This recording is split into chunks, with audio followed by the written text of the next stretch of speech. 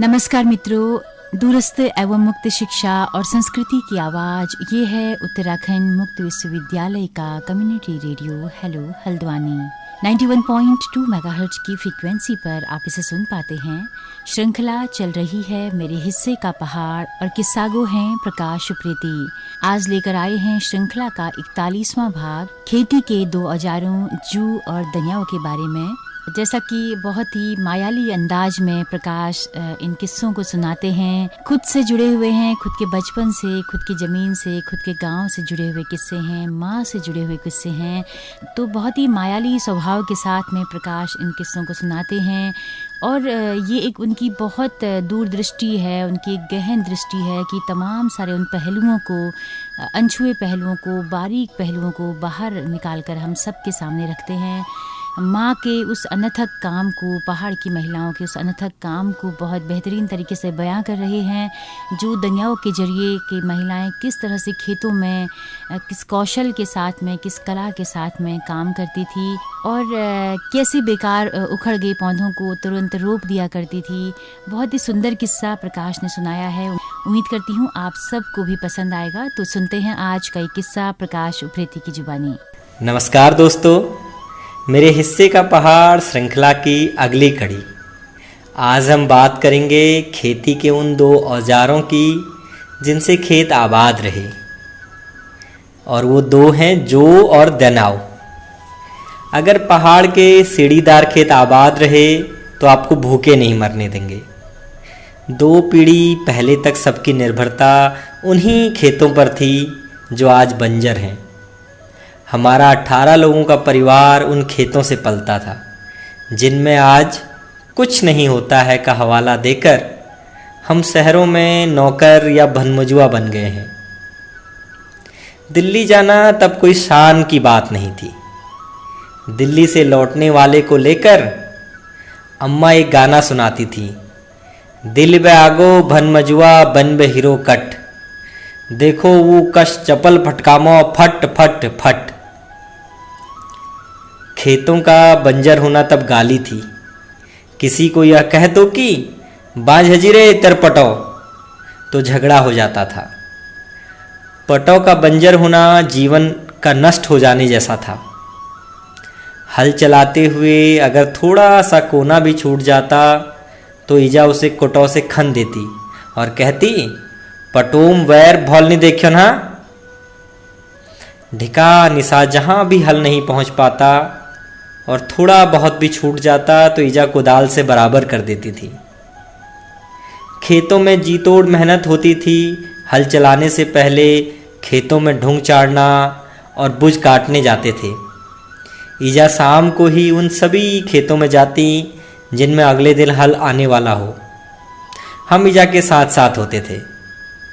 खेत पहुंचकर ईजा कहती, चला भोहें या पटो हॉल आड़ू, हाँ तू जरा ढूंग चाड़ दे, मैं यूँ ढिका निशापन पे बुझ काट देनू। हम खेत के छोटे बड़े पत्थर ऊपर नीचे रखने लग जाते। ईजा वो सब झाड़ियाँ काट देती थी जो हल चलाते हुए बैलों को लग सकती। अक्सर बरसात में खेतों की दीवार गिर जाती थी। जिस खेत की दीवार गिरती वह तो खराब होता ही था, साथ में जिसमें गिरती उस खेत का भी कुछ हिस्सा पत्थरों से भर जाता।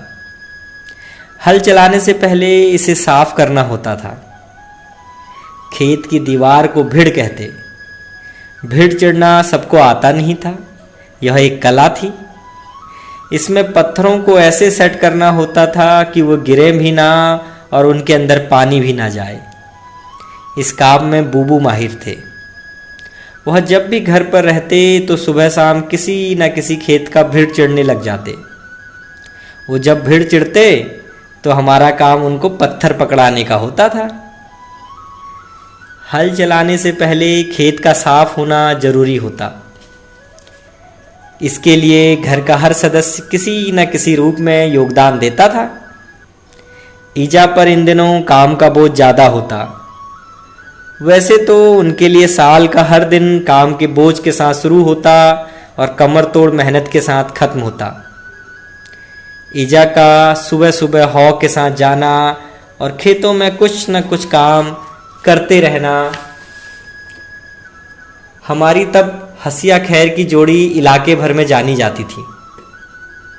एक झक सफ़ेद और दूसरा हल्का भूरा था।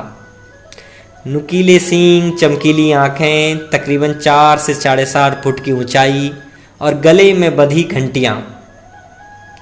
उनकी आवाज़ कई मील दूर तक सुनाई देती थी। उनकी घानियों की आवाज़ से ही रास्ता छोड़ देते थे लोग। ईजा जोर से बांध कर उनको ले जाती, हम बस दूर से ही उनको चट्टाक मारते थे। पास जाने की कभी हिम्मत नहीं होती। ईजा भी कहती, बलदुक दौड़पन झंझे हाँ कचुन दिल। हम बस कभी कभी दीवार में चढ़कर उनके गले की घानियाँ बजाते थे। उनको खोलने बांधने की हिम्मत तो कभी आई ही नहीं। खेतों में हल चलाने के साथ साथ जौ और दनाव भी लगाया जाता था। हमारे लिए जौ सबसे आकर्षक होता था। जौ लगाते हुए बूबू हमें उसमें बैठा देते। उनका एक पाँव जौ में रहता और हम पूरे उकड़ू होकर आगे का डंडा पकड़कर उसमें बैठे रहते। बैठे बैठे ही मुंह से हा हा वाह वाह बैलों को बोलते रहते थे। खेत बोने की प्रक्रिया में हमारे लिए यही रोमांचकारी चीज़ होती थी। हल बूबू कम ही छूने देते। उनको खेत में सीधा और परफेक्ट हल चला हुआ चाहिए होता। हम खेत बिगाड़ देंगे के डर से वो हल चलाने नहीं देते। फिर जो ही ऐसी चीज़ थी जो हमें ना चाहते हुए भी खेतों में खींच लाती थी। दनाव सबसे जटिल होता। 6 नुकीली लकड़ियों से बना ये औजार अनाज उग आने के बाद खरपतवार निकालने के लिए प्रयोग होता था। दनाव लगाने में बहुत सावधानी बरतनी होती। इससे अनाज के साथ उगाई घास को निकाला जाता था। एक तरह से बैलों के जरिए खेत की गुड़ाई ही इसका काम था। दनाव कहाँ उठाना है, कब हल्का छोड़ना है, कब दबा कर रखना है, कहाँ सिर्फ 3 ही डंडों को ज़मीन में गाड़ना है, सब एक कला होती थी। तब हम इस कला में परिपक्व नहीं थे। दनाव बरसात में ही लगता था, इसलिए ध्यान देना होता था कि घास के साथ अनाज भी ना निकल आए। मड़ुए में दनाव लगता था। ईजा दनाव के पीछे पीछे घास की मिट्टी हटाती चलती। अगर कोई मड़ुए का पौधा निकल जाता तो उसे तुरंत इधर उधर रोप देती। दनाव लगने वाले खेत में एक बार ईजा पहुंच जाती थी तो फिर उनकी कमर सीधी नहीं होती। वह बस झुके झुके ही लगी रहती थी। हम कभी ढिकोम भिड़म बैठकर तो कभी निशाइक भिड़म बैठे रहते थे। बस जो घट रहा होता उसे देखते रहते। ईजा कई बार कहती थी, पटौपन काम कहे आरछे कि भिड़म बैठे हैं। ईजा की बातों को सुना अनसुना कर हम अपनी ही दुनिया में खोए रहते। इस पूरी प्रक्रिया और मेहनत का नतीजा वो होता था जिससे बड़े बड़े परिवारों का पालन पोषण हो जाता। अब पहाड़ के खेतों के लिए पटौपन के निहोन ब्रह्म वाक्य बन गया है। धीरे धीरे खेत बंजर हो गए हैं। पहले जो गाली थी उसका आज जश्न मन रहा है। ईजा जब हमारे कुछ बंजर खेत देखती हैं तो कहती हैं, यूं बाँच पटो के देख दें मेरा हिको चिरी जांच। ईजा की पीड़ा और दुख शब्दों में और भावों में बयान नहीं किया जा सकता। शायद ईजा उन पटों को समझती हैं, वो पटो ईजा को। तो दोस्तों, आपने सुना आज के जू और दनियाव का किस्सा।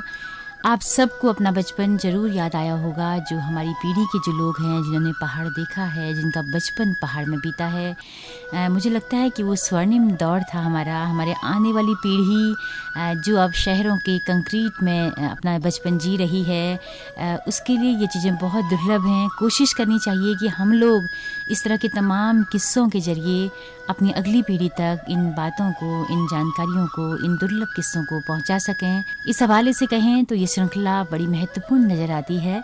तो प्रकाश प्रीति के हम फिर से बहुत आभारी हैं कि वो पहाड़ के इन तमाम किस्सों को हम सब के सामने रख रहे हैं, हमारी नई पीढ़ी के सामने रख रहे हैं। तो दोस्तों, अगर आपको ये कार्यक्रम पसंद आया हो तो अपना फीडबैक देना हमें ना भूलें, हमारे फेसबुक पेज पर, हमारे यूट्यूब चैनल पर और हमारी मेल आईडी पर। हमारा मेल एड्रेस है hellohaldwani91.2@gmail.com। दोस्तों, हेलो हल्द्वानी रेडियो हमने बताया कि एक कम्युनिटी रेडियो है जिसकी पहुंच रेडियो में केवल हल्द्वानी शहर तक है। लेकिन अगर आप दूर दराज पहाड़ों में देश के कोने कोने में इस रेडियो को सुनना चाहते हैं तो गूगल प्ले स्टोर में जाकर हेलो हल्द्वानी ऐप को इंस्टॉल कर सकते हैं और सुबह 10:30 बजे से लेकर शाम 4:30 बजे तक 6 घंटा हमारी लाइव रेडियो सभा सुन सकते हैं। इस सजीव प्रसारण के अलावा हम अपनी सभा का दोहराव भी करते हैं। शाम 5 बजे से लेकर रात 11 बजे तक भी आप इसका लुत्फ उठा सकते हैं। तो इसी के साथ अपने रेडियो मित्र सुनीता भास्कर को दीजिए इजाज़त। नमस्कार।